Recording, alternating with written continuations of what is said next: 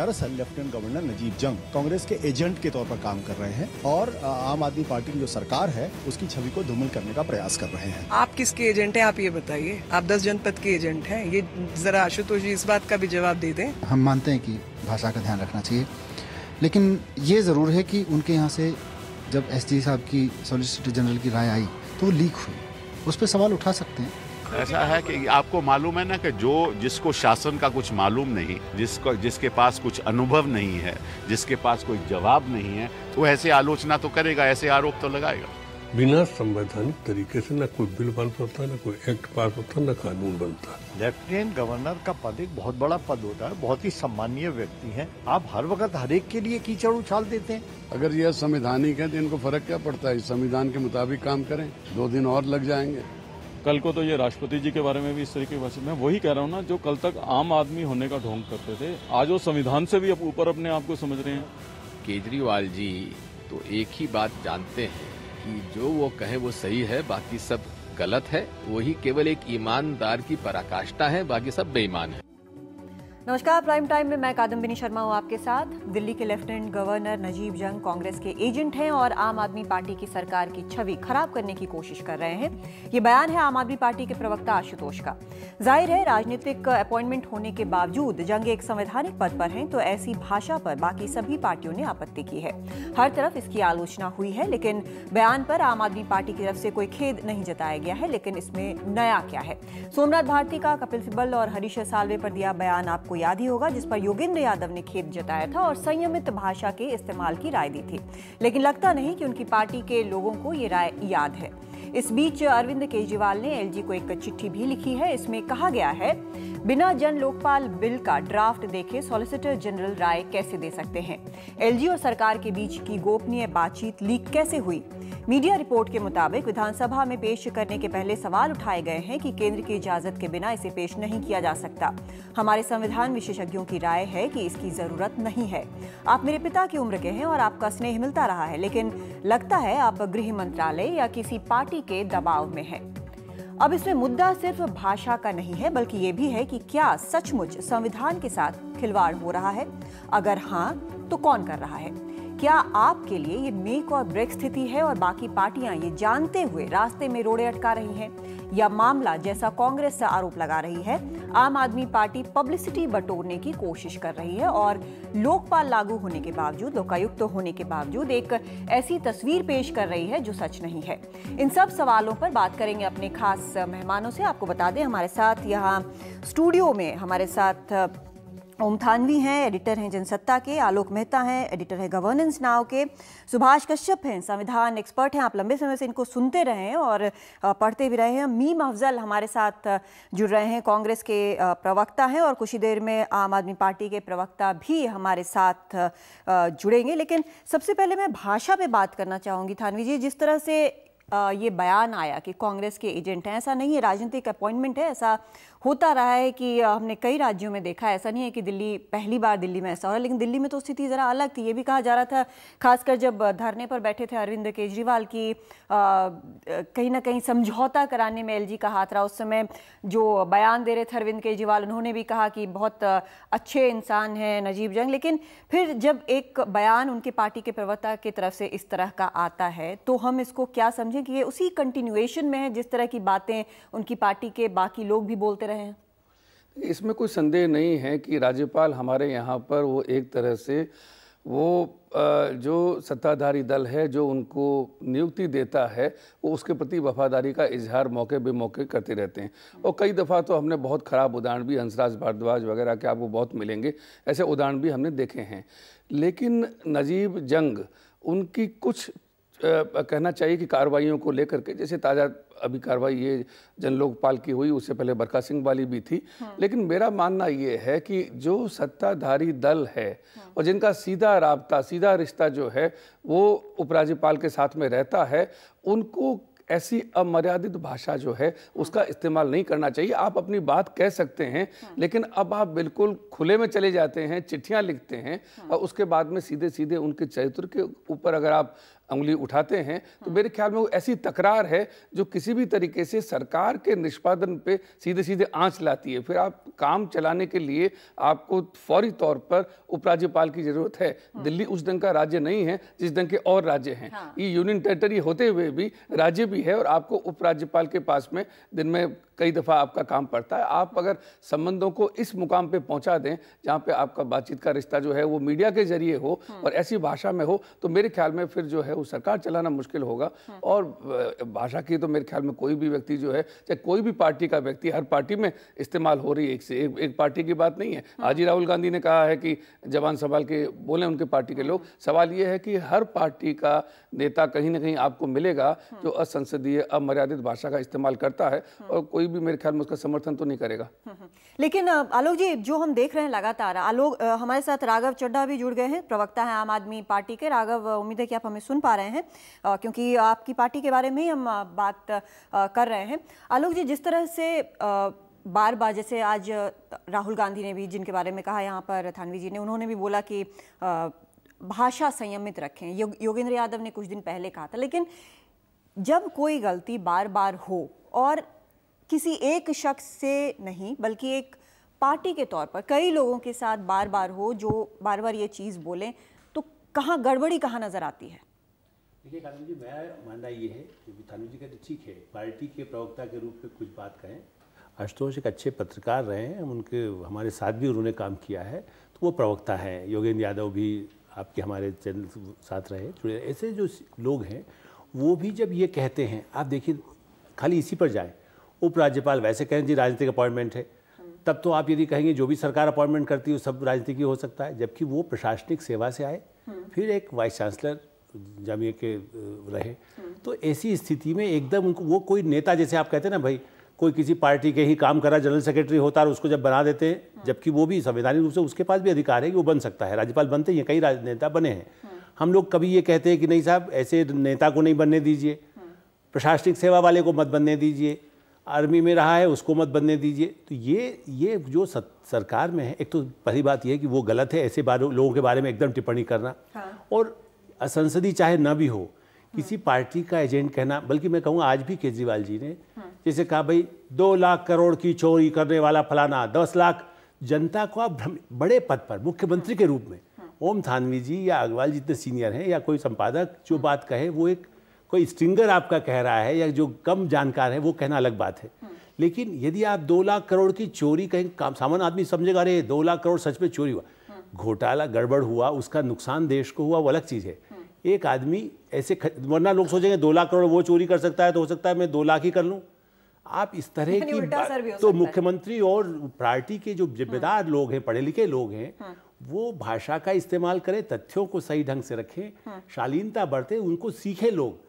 अरविंद केजरीवाल भी तो 10 साल सरकारी नौकरी में थे, उनकी पत्नी आज भी सरकारी नौकर है। तो कल आप उनको कह दीजिए कि साहब ये तो एजेंट है केजरीवाल की, ये तो नहीं कह सकते, उनकी पत्नी है वो, या कोई वो किसी सरकारी कर्मचारी है तो वो भी कांग्रेस की एजेंट है।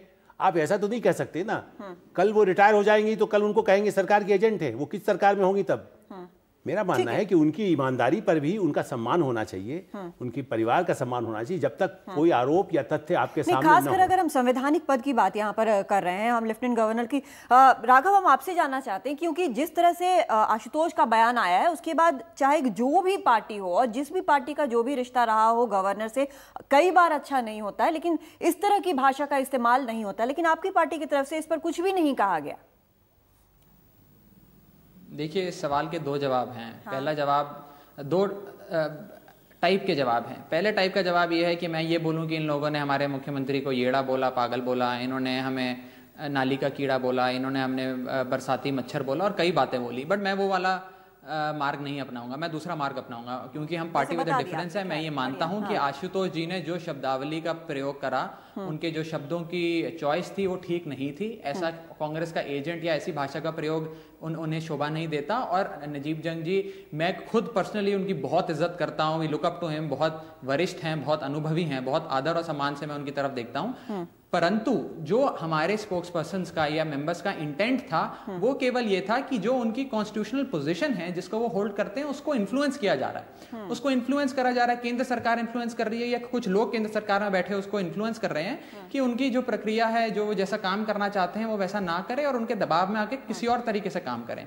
तो जो इंटेंट है, जो इस बात को रखने से पहले जो उनकी मानसिकता है उसको देखा जाए। शब्दों की चॉइस की गलती हो सकती है, मैं कबूल कर रहा हूं नेशनल प्राइम टाइम टेलीविजन पे कि गलती है, बिल्कुल ठीक है, गलती है। लेकिन समस्या यहाँ पर ये है ना कि आप इंटेंशन की बात कर रहे हो।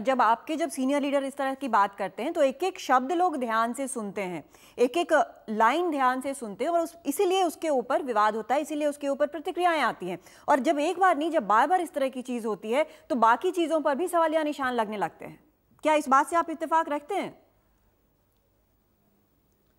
देखिए, जहां तक शब्दावली प्रयोग करने की बात है, हम घुमा फिरा के उसी बात पे आ रहे हैं, बट मैं आपको जैसे बोल चुका हूं कि शब्दों की चॉइस गलत हो सकती है और हमारे हो सकता है कोई और सीनियर लीडर ने भी कभी 19-20 कुछ शब्दों का प्रयोग करा हो, जैसे सोमनाथ भारती जी ने बोला था, हमने माफी मांगी थी। हालांकि हम पे भी बहुत प्रयोग करे जाते हैं, हम पे भी काफी भारी भरकम शब्दों का प्रयोग करा जाता है, वार करा जाता है, हम उसको चुप करके सह लेते हैं, हम कुछ नहीं बोलते हैं। बट जहां तक पॉलिटिकल डिस्कोर्स की बात है, अनपार्लियामेंट्री लैंग्वेज नहीं यूज होनी चाहिए। ये मेरे ख्याल से सभी पैनलिस्ट जितने लोग बैठे हैं सब इस बात से इत्तेफाक रखते हैं, मैं भी इत्तेफाक रखता हूं। बट जहां तक इंटेंट की बात है, गवर्नेंस की बात है, प्रक्रिया की बात है, कानून से चलने की बात है, कोई लेजिस्लेशन लाने की बात है, गवर्नेंस करने की बात है, उसमें तो आम आदमी पार्टी पाक साफ है। ठीक है, मीम अफजल, आप इस पर कुछ कहना चाहेंगे? आपका रिएक्शन लेके मैं फिर आगे इस पर जन लोकपाल पर जाना चाहती हूँ। देखिए, सबसे पहले मैं ये कहूँगा कि राघव जी ने जो भी बात कही वो उसके बाद कुछ कहने की गुंजाइश नहीं है, लेकिन मैं समझता हूँ कि आशुतोष बड़े पुराने जर्नलिस्ट हैं और बड़ा उनको अनुभव है। वो आपकी तरह बैठ कर के प्रोग्रामों को एंकर करते रहे हैं, उनको पता है कौन सी जबान किस वक्त बोली जाती है, किस आदमी से किस तरह बात की जाती है। बहरहाल उन्होंने गलती की, अगर उसका जरा सा भी उनको एहसास है तो उनको लेफ्टिनेंट गवर्नर से माफी मांगना चाहिए। ठीक है, इससे कम मैं समझता हूं कोई बात नहीं होना चाहिए। जहां तक गवर्नर साहब का मामला है, उनके बारे में कुछ कहने की जाहिर है, अभी आलोक जी ने बहुत सफाई के साथ बता दिया कि वो पॉलिटिकल आदमी नहीं है। गवर्नर की हैसियत से उन्होंने जो काम किया वो बिल्कुल ठीक काम कर रहे हैं वो, और उसके अंदर कोई दो राय नहीं है। उस पर जब आप बात करेंगे तो मैं पूरे जानकारी आपको दूंगा और मैं बताऊंगा कि ये कानून ये जो ला रहे हैं ये कॉन्स्टिट्यूशन के खिलाफ है या कॉन्स्टिट्यूशन के बिल्कुल साथ चल रहा है। मैं समझता हूं कि सबसे बड़ी बात मैं एडवाइस ये करना चाहता हूं आम आदमी पार्टी के लोगों को कि ये ना समझें कि सारे एक्सपर्टनेस इन्हीं के पास है। ये किसी नेता को एक्सपर्ट नहीं मानते, कोई सिस्टम को नहीं मानते, जो ये बोल दें वो सही है। अरे भाई, देश जबान से नहीं चलता, कॉन्स्टिट्यूशन से चलता है। सरकार कॉन्स्टिट्यूशन से चलती है, जबान से नहीं चलती। जबान इसी बात पर हम बात करना चाहते हैं। ठीक है, इसी बात पर हम आगे बात करना चाहते हैं। हाँ, एक पंक्ति में जोड़ना चाहता हूँ, दोनों हमारे वरिष्ठ मैंने प्रवक्ता है कि केवल गाली दीजिए फिर माफी मांग लीजिए, ये भी भारत जैसे देश में बड़ा दुर्भाग्यपूर्ण माना जाना चाहिए। क्योंकि आप जानते हैं कि इसका असर जनता जो बहुत ही कमजोर है, पिछड़ी है, दलित है, अल्पसंख्यक है, जिनको अभी ज्ञान बढ़ाने की जरूरत है, जिसके लिए सब लोग अपील करते हैं। आम आदमी पार्टी भी यही मानती है, लेकिन वो गाली देती है और फिर कहती है अरे खेद हो गया। योगेंद्र यादव जी पूरा एक अपना, जैसे जो हमारे धर्माचार्य लोग हैं ना, किसी धर्म का नाम मैं लेना नहीं चाहता, धर्माचार्य जिस तरह पाखंड करते हैं, हमारे ये नेता कोई पार्टी के दूसरे पार्टी के माफी गाली देकर माफी मांगना पर्याप्त नहीं है। वो बोलने से पहले जो जिम्मेदार पदों पर हैं, मुख्यमंत्री के पद पर हो, मंत्री के पद पर हो, किसी बड़ी पार्टी के प्रवक्ता के पद पर हो, वो गाली दे और अगले दिन माफी मांगे, कैसा माफी मांगने से काम होगा? मेरा कहना है कि जो मानहानि का मामला होता है उस तरह से उनको भी कटघरे में खड़ा करके सजा दी जानी चाहिए। वैसे मैं बता दूं कि अक्सर क्या होता है कि पॉलिटिक्स में जो मुझे लगता है कि वो लॉ से कहीं ना कहीं बोरो किया जा रहा है कि जब कोर्ट में आर्ग्यूमेंट होता है तो आप कुछ बोल देते हैं, अगला ऑब्जेक्ट करता है, जज साहब कहते हैं कि हाँ भाई आप ना बोलें, लेकिन पॉइंट जो होता है वो रजिस्टर हो जाता है। यहाँ पर भी शायद यही हो रहा है। जनता में तो आप कर ही रहे हैं। पर मेरा मानना है कि माफी मांगना भी, हमारे यहाँ लोग माफी भी नहीं मांगते हैं और फिर किसी पार्टी के बड़े नेता को कहना पड़ता है कि इस तरह की जबान न चलाइए। ये माफी मांगने के लिए भी बड़ा दिल चाहिए। लोग माफी नहीं मांगते हैं, कई बार हाथ तक उठा देते हैं, हाथापाई होती है, कहाँ पे माफी मांगते हैं? तो मेरे ख्याल में अगर कोई उसका इजहार करता है तो आगे बढ़ना चाहिए। आज की तारीख में नेता अगर बोल भी रहे हैं कि आप भाषा अगर संयमित, चाहे जो भी बोले, संयमित भाषा, नहीं, कम से कम ये रजिस्टर तो हो रहा है कि अब संयमित भाषा की जरूरत है, क्योंकि जिस तरह से हर जगह बात हो रही है, और मैं सिर्फ आम आदमी पार्टी की बात नहीं कर रही हूँ, ये हर पार्टी का प्रॉब्लम है। ये कहाँ कब कौन किसकी जबान फिसल जाए पता नहीं चलता है, सीनियर जूनियर इसका भी पता नहीं चलता। लेकिन अब मैं इस पर जन लोकपाल पे आना चाहती हूँ। इसमें मैं ये जानना चाहती हूँ सुभाष कश्यप जी, आप देख रहे हैं काफ़ी दिनों से, एक तरफ सॉलिसिटर जनरल ये कहते हैं कि इसमें बिना अप्रूवल के, सेंटर के अप्रूवल के इसे बिल को नहीं पेश किया जा सकता है। दूसरी तरफ जिन संविधान विशेषज्ञों से राय ली है यहाँ पर आम आदमी पार्टी ने, वो कह रहे हैं कि ये पेश किया जा सकता है, इसमें समस्या नहीं है। जो आर्टिकल 239 AA3 ब्रैकेट 3, उसमें कई संविधान के जानकार जो हैं कह रहे हैं कि उसका उल्लंघन है अगर इस तरह से अप्रूवल लेके तब बिल पेश किया जाए। देखिए, मैं समझता हूँ जो बहस हो रही है उसमें मूलभूत भ्रांति इस बात से पैदा होती है कि हम ये मानकर नहीं चलते कि दिल्ली एक राज्य नहीं है, अर्ध राज्य भी नहीं है, सेमी स्टेट भी नहीं है, ये यूनियन टेरिटरी है। और union territory by definition centrally administrated territory है, केंद्र प्रशासित प्रदेश है दिल्ली। और केंद्र प्रशासित प्रदेश में राज्य राष्ट्रपति करते हैं एक एडमिनिस्ट्रेटर के माध्यम से, और एलजी राष्ट्रपति द्वारा नियुक्त एडमिनिस्ट्रेटर हैं, उनके गाइडेंस में काम करते हैं, उन्हें रिपोर्ट करते हैं। असली दिल्ली का एडमिनिस्ट्रेशन राष्ट्रपति के हाथ में है। दिल्ली की असली विधानसभा, जहां लेजिस्लेटिव पावर का सवाल आता है, वो पार्लियामेंट है। जो स्टेट लिस्ट है 7th शेड्यूल की, उसमें जो स्टेट्स हैं वो स्टेट लिस्ट में उनकी मोनोपोली है, वही कानून बनाते हैं। लेकिन दिल्ली के केस में ऐसा नहीं है, पार्लियामेंट कानून बनाती है, बना सकती है। और दिल्ली असेंबली को भी कुछ क्षेत्रों में, लिमिटेड क्षेत्रों में अधिकार दिए गए हैं, लेकिन वो अधिकार बहुत परिसीमित और परिभाषित हैं। जैसे कुछ मामलों में, लैंड के मामले में, पुलिस के मामले में, पब्लिक ऑर्डर के मामले में उन्हें ना एग्जीक्यूटिव पावर्स हैं ना लेजिस्लेटिव पावर्स हैं। और मामलों में भी उनकी पावर पार्लियामेंट की पावर से लिमिटेड है। अगर पार्लियामेंट उसी मामले में कानून बना देती है तो दिल्ली असेंबली का कानून बन भी जाए तो वो निरस्त माना जाएगा। ऐसा 239 AA में भी प्रावधान है और NCT एक्ट में भी प्रावधान है। तो ये अगर हम मान के चलें कि दिल्ली की असेंबली को और दिल्ली में एग्जीक्यूटिव को जो भी पावर्स हैं वो डिपेंडेंट हैं सेंटर की या यूनियन की विल पर, तो जो रूल्स हैं, जैसे सेक्शन 22 जिसमें कहा गया कि प्रायर क्लियरेंस लेना चाहिए, तो वो समझ में आ जाता है। क्योंकि अगर जन लोकपाल के साथ अगर हम देखें तो अगर यहाँ पर ये पेश कर भी देते हैं और पास हो भी जाता है तो क्या ये निरस्त माना जाएगा? पहली बात तो ये कि पास हो असेंबली से। अगर इनके पास 28 सीट हैं और 28 या 27 जितने भी हैं, तो कांग्रेस या बीजेपी के जो लोग हैं वो सपोर्ट करें, बिल पास हो। पास होने के बाद इन्हें एसेंट के लिए तो भेजना पड़ेगा, ठीक है, उपराज्यपाल के पास। और अगर उपराज्यपाल ये कन्विंस्ड हो कि ये अनकॉन्स्टिट्यूशनल है तो वो कैसे एसेंट दे सकते हैं? या तो वो खुद रिफ्यूज करेंगे या वो गवर्नमेंट के पास भेजेंगे। तो कानून तो नहीं बन सकता, पास हो सकता है। पॉलिटिकल ब्राउनी पॉइंट ये गेन कर सकते हैं कि हमने जन लोकपाल का वायदा किया था जनता से, हमने पास कर दिया, अब ये उपराज्यपाल दस्तखत नहीं कर रहे हैं या सेंट्रल गवर्नमेंट रोलर अटका रही है, तो भाइयों बहनों हम क्या कर सकते हैं? आप हमें इतने बहुमत के साथ लोकसभा में अगर भेजें तो हम कॉन्स्टिट्यूशन को बदल देंगे, व्यवस्था को बदल देंगे, कानून बदल देंगे। पेश भी नहीं कर सकते। पेश करने के बारे में जैसा मैंने कहा सेक्शन 22 के हिसाब से प्रायर क्लियरेंस जरूरी है, लेकिन इनका तर्क ये है कि सेक्शन 26 में ये दिया हुआ है कि अगर